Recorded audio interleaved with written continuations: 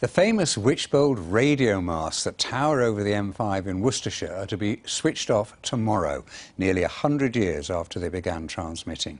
It's due to the BBC ending long-wave broadcasts. A prominent landmark, they've been operating since 1934 and were used to send secret messages in the Second World War. Lindsay Alder reports. The Droitwich transmitting station was set up more than 90 years ago to improve radio signal for the whole of the UK. The locally named Wychbold masts were built to 700 feet high and tower still above the Worcestershire landscape. Obviously, it was a big team of workers on site. It cost £200,000 to build then. That's about £20 million now, which actually is quite good value. But the towers themselves were built by just 10 riggers.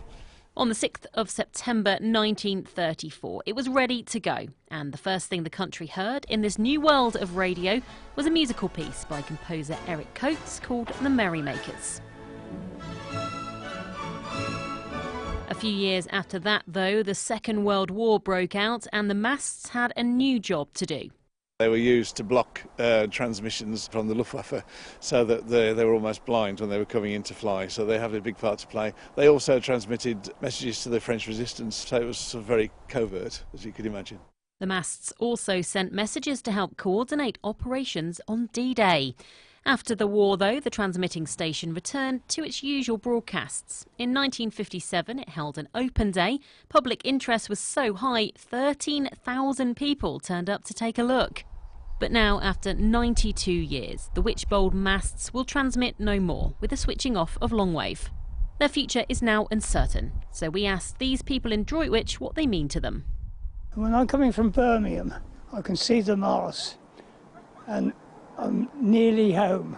It's a landmark as far as I'm concerned. It's always been there and I didn't think it was used anyway.